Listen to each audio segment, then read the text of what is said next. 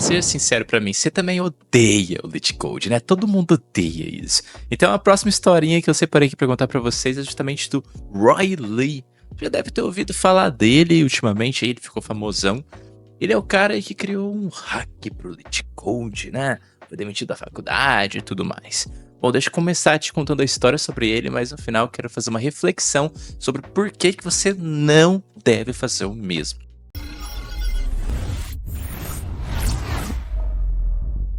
Esse Roy Lee, ele desenvolveu uma ferramenta, ele chamou de Interview Coder. É uma IA muito inteligente, tá? Isso a gente tem que dar o braço a torcer. Você pega a entrevista, você tá fazendo técnica lá, abre o seu Lit Code, abre a plataforma que for que você vai fazer lá o seu código. Ele foca mais no Lit Code e no marketing, mas nada impede de funcionar nas demais, tá? E aí tem lá, tipo, vamos supor, na parte esquerda aqui, ó, você tem o seu desafio. E aqui é onde você escreve seu código. Você vai tirar um print e vai mandar para a IA dele. A IA vai processar o seu print, entender qual que é o desafio, te dar a resposta. E aí agora é que tá o diferencial. Tudo isso é feito numa camada acima do que os programas de gravação de tela usa. Então, sei lá, você tá no Google Meet e o recrutador fala: Ô Felipe, compartilha sua tela aí comigo. Eu vou compartilhar minha tela. Na minha tela, pode ser que tenha o código aqui mostrando tudo bonitinho para o entrevistador, mas numa camada a mais tá esse meu programa, tá esse programinha dele. Por exemplo, agora no meu monitor tá toda essa história aqui, tá aqui de fundo para eu lembrar, saber certinho, né? Vocês não estão vendo, mas olha só, vocês acompanham meu olho tá aqui agora, que é onde fica o programinha que eu uso para gravar, né? Onde eu fico olhando quando alguém comenta alguma coisa. Aqui é onde está meu monitor, então você também deve estar olhando o meu olho vindo para cá. Se você deixa isso mostrando, um recrutador ainda consegue ver, né? O recrutador sabe. Então, só ter algo que não mostra não é nada. Então, o que ele fez? Você também consegue mover. E então, sei lá, tira um print, move para cá, que é onde você está codificando, e ele fica numa camada acima até do que você está digitando. Você está, na verdade, interagindo com, sei lá, o seu Chrome, e você consegue ver o código lá. Ele fica numa transparência. E você vai descendo, então, você pode ir movendo. E você move usando seu teclado mesmo.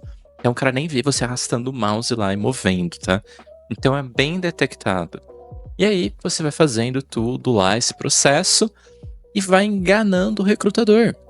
Então o cara nunca vai saber, né? Exceto se você fazer uma ferramenta assim e ficar muito famoso, o que aconteceu com o Roy Lee. Ele ganhou uma certa fama e muito dinheiro com isso, e acabou sendo demitido da faculdade que ele estava. Ele também se aplicou para a Amazon, se não me engano ele tinha passado. Uma entrevista recente que ele deu, ele fala que ele mesmo resolveu mais de 300, se eu não me engano, exercícios no Lit Code e estava entre o top 2%, ou seja, era um cara bem foda. Mas quando ele fez essa ferramentinha aí, descobriram, não dá pra saber se ele usou ou não na Amazon. A Amazon também não sabe, não quis tentar adivinhar. Então acabou falando, você tá fora.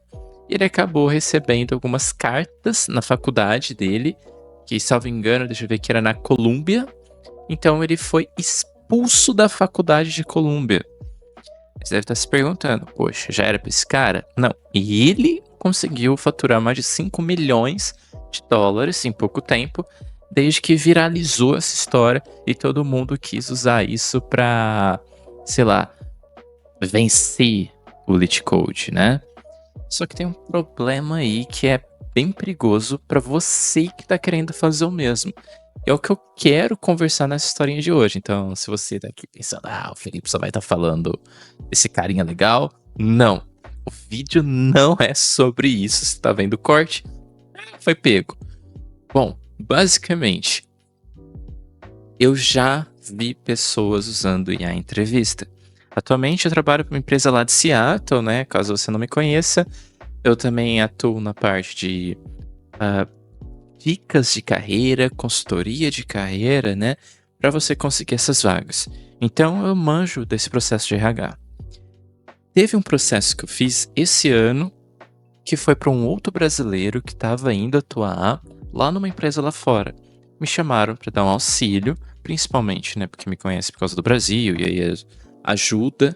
E o cara, ele era meio estranho. Ele não parecia ser bom de inglês, mas ele parecia ser estranhamente proficiente em tudo, exceto o inglês. E aí, eu participei da segunda entrevista com esse cara. E, pô, a análise que a gente chegou foi inconclusiva, mas provavelmente IA. E esse cara foi recusado. Outra vez, que eu fui na mesma coisa, essa era pra empresa que eu tô, então eu não posso comunicar, né? Eu não posso falar por alguns contratos de confidencialidade, mas ficou muito óbvio. Tanto que a gente teve que reportar o cara pra plataforma que a gente usou, mostrando lá, era óbvio o uso da IA. Mas vamos focar nesse primeiro caso. O que acontecia? Esse cara, ele dava uma pausa muito grande pra resposta, assim, básica. Você perguntava pra ele, e qual foi a primeira versão que você usou do Python? Eu nem espero que você saiba, mas eu espero, putz, eu comecei lá, tal ano, nossa, olha, acho que é tal, mas, até hoje eu vou me atualizando. Mesmo que for assim, é aceitável. O cara dava essa pausa mesmo, parado. E do nada, eu comecei na versão Python 2.7 que foi lançado no ano de... E comecei a... E falei, caramba, cara, você sabe o ano que lançou, bicho? Nossa senhora. Olha, bate certinho com as datas que você falou aqui. Olha, você foi uma das primeiras pessoas a usar essa versão. Mas falei de Django, você manja de tal coisa, tal coisa, tal coisa. Sim, eu manjo muito bem de Django, isso você falou, e continuou. Como que eu fiz pra pegar? Eu comecei a gerar um lero-lero. Vocês já viram um gerador de lero-lero? Depois eu mostro aqui também. Mas quem tá vendo pelo código, coloca aí lerolero.com.br ou gerador de lero-lero no Google. Basicamente é você enrolar sem falar nada. Tá? É aquilo que você vê muito político fazendo, de fala, e você não entende nada, né? Então, eu comecei a fazer isso. Eu comecei a inventar um pouquinho aqui, né? Só pra não falar também o contexto, não vai aqui, né? Não sei se vai dar problema, mas eu só não quero também ter confiança. Mas vamos supor, vamos pegar o caso do Django. E aí eu falei basicamente, você sabe que o Django ele tem models, né? Models você sabe, né? Que é aquelas classes lá, meio que de orientação a objetos, né? Que a gente usa bastante orientação a objetos aqui, é um paradigma muito bom. Você já deve ter usado, né? Você já usou? Mas eu não dava tempo da resposta. Por isso que era lero-lero. Provavelmente ou ele tava lendo o áudio, não sei. Ou ele só tava digitando, não sei, né? Por isso o tempo aí. E aí eu já emendava. Porque orientação a objetos... Então, voltando aos models, como eu tava te falando, aqui a gente também usa o Postgre. Postgre é um banco de dados relacional, né? Isso só entre a gente. Não vamos contar isso pro cara. Tem também outros bancos, como por exemplo o DynamoDB. O DynamoDB é um da AWS, ele é serverless e ele é não relacional, tá? Então lembra disso. Eu fui e falei para esse cara, e a gente quer migrar a gente quer migrar pro DynamoDB, que é muito bom. Você conhece o Dynamo? A gente já quer alguém que manja do Dynamo, além do Django. Só que Dynamo não se usa com Django, tá? Não usa justamente porque a ORM é feita para bancos relacionais e o Dynamo não é. Então, eu deixei claro, tá? Que era com o Django ORM e não fora, tá? Bom, agora eu já revelei algumas coisas que eu falei, mas enfim. Acho que isso também não vai ser problema. E aí, eu comecei a enrolar o cara e falar, e aí o Django também, ele tem alguns comandos, e nos comandos você faz tal coisa, e eu queria saber a sua opinião, como você usaria um comando no Django para importar uma lista de cliente? Qualquer pessoa ficaria perplexa de como eu consegui falar tantas palavras sem sentidas em tão pouco tempo. E falei, tá, voltando, você falou seu manjo de Dynamo? Sim, mas não tanto, ele não é relacional, acho que pode dar problema, eu não entendi a ligação com o comando, porque realmente não teve ligação. E você quer importar uma lista e salvar no model, é isso? Você quer quando importar, salvar no banco, é no Dynamo, é no quê? Sabe, a pessoa ficaria confusa e conversaria comigo. O que acontece é que esse cara pausava, e voltava já com uma resposta muito específica. Sim, conheço o Dynamo. O Dynamo é um banco de dados não relacional serverless feito pela AWS. Ele tem como intuito, e falava, sim, o Django ORM é um banco de... o ORM do Django, né? Ele usa para vários tipos de bancos, entre ele Postgre, que é o que você usa atualmente. Falava, sim, os comandos eu conheço, dá para fazer sim uma importação, você pode usar através do Django CLI. Até canso o cara conseguia falar certinho assim, ó. Aí você via que não tinha nada a ver com a paçoca. E aí então eu comecei, tá, esse cara pausa. Aí eu falei, aproveitando que você é BR, você é de São Paulo, enquanto o fulano aqui vai fazendo umas anotações, que era outro entrevistador. Aí o cara falou que não. Eu falei, pô, isso aqui eu ia te perguntar, né? Até pra poupar tempo quando a gente tá aqui, tudo em inglês. Perguntar que time que você torce, né? Porque eu acho que é a pergunta que faz pra todo brasileiro, todo mundo pensa que gosta de futebol. Aí o outro entrevistador já começou a dar risada. Esse cara respondendo rapidão pra mim, rapidão. Então, eu falei, você torce pra tal time? Torce pra tal time. Você torce pra tal time? Torce, blá, blá, blá. Falei, eu torço pra tal, blá, blá, blá, blá. Só pra ver. Eu quero respondendo rápido. Aí eu fui e fiz uma pergunta no meio. Do nada. Vamos supor. Legal, pô, mas o Mengão não tá indo muito bem esse ano, né? Mas aproveitando do Python que você falou anteriormente da ORM, qual banco que você usa? Qual banco você mais usa? Era só isso.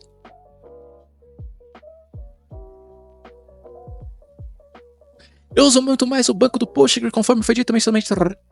Pra ver que tava sendo uma análise de contexto passado. E ficou muito estranho. E aí a gente não avançou.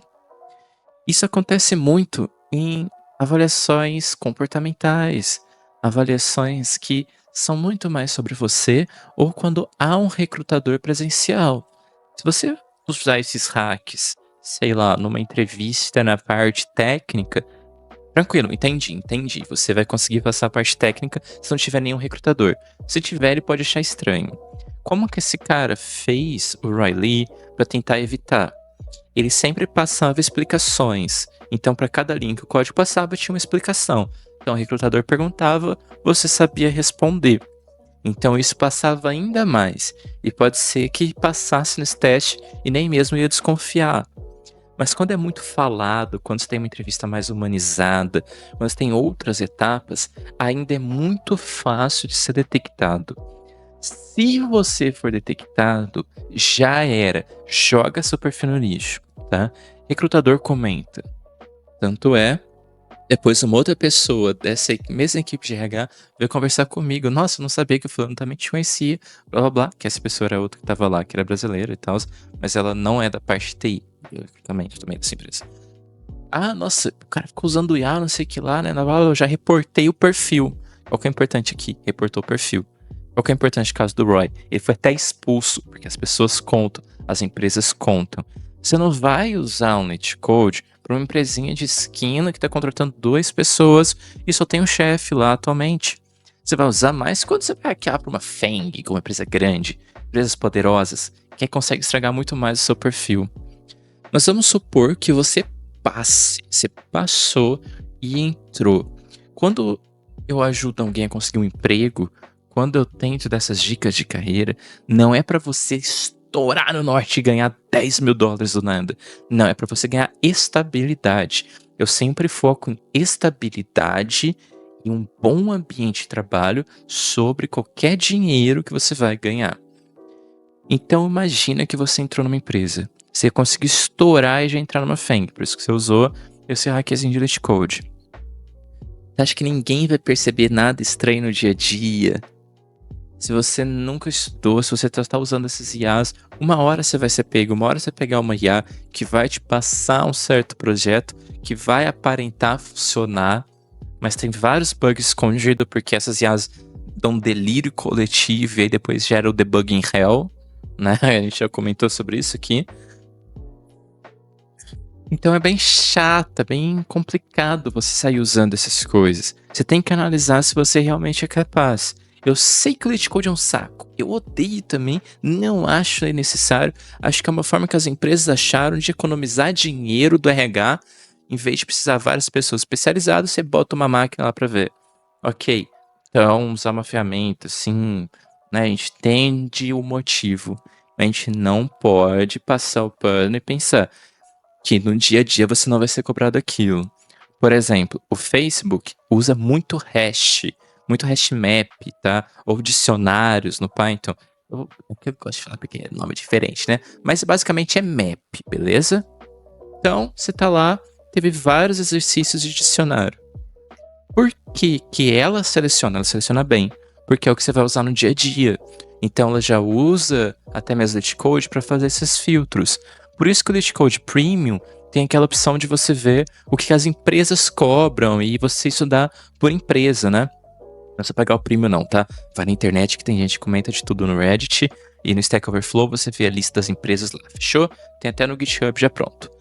Aí você vai, estuda por empresa, vê o que elas cobram, porque se você tá fazendo muito exercício de map, de dicionário, é o que você vai ser cobrado lá. Aí você não entende balhufas. Entra lá. No momento que você entrou e ficar mongando lá, fica, o que eu tenho que fazer? E subir 3 bugs, você vai ser demitido. Principalmente com essas motivações para layoff que as empresas estão achando a rodo ultimamente. Então é melhor você passar um tempinho a mais estudando, um tempinho a mais preparando e aceitar falhar nas entrevistas. Nem todas são tão chatas, nem todas são tão idiotas nesse ponto. Vá numa empresa menor primeiro, vai treinando, pega várias entrevistas, melhora o seu perfil. Chega um volume alto de entrevista para você. É totalmente factível chegar a 3 a 5 por semana, a gente já falou disso aqui também. Só pegar as dicas de LinkedIn e tudo mais. Quando você conseguir pegar essas 3 a 5, aí você tá no outro patamar. Aí você vai treinando, você vai aceitando falhar, vai conseguindo, até você chegar e conseguir esse emprego, beleza? Porque senão é muito complicado você perder o emprego, perder sua estabilidade porque você quis usar um hackzinho bobo, tá? Eu nem tô falando da parte ética daqui, fechou? Até porque eu já mesmo falei, ó, tá no dia a dia, vai lá, usa IA se você precisar. Ó, vai pegar uma empresa, procura no Glassdoor tudo dessa empresa. No Glassdoor tem a entrevista. Mas uma coisa é você pegar a entrevista pronta e se preparar, estudar, já saber o que você vai fazer, ir lá e usar o que você sabe. Outra coisa diferente é você usar um hack em um dia que pode acabar com a sua carreira daqui a 2 meses, tá? Então toma muito cuidado disso, fechou? Acredito também que eu vou subir esse corte aqui no YouTube, então se eu for subir lá, já deixa o like, se inscreve. Se você não me conhece, sou Felipe Cabreira. Esse é um dos cortes das minhas lives, principalmente para quem eu tô auxiliando na carreira. Se você quer dicas, vai no meu Instagram, felipecabreira.dev, e faz todos os rolês aí de sininho e tudo mais, fechou? Deixa nos comentários também se você concorda ou não concorda. Eu sei que tem gente que não concorda com esse meu ponto de vista. Tem gente que vai ficar muito bravo porque eu odeio LeetCode. E tem uma tatuagem que eu odeio LeetCode. Eu totalmente concordo com você. Mas não é muito ponto do vídeo, fechou? Então eu vou ficando por aqui. Espero que você tenha gostado.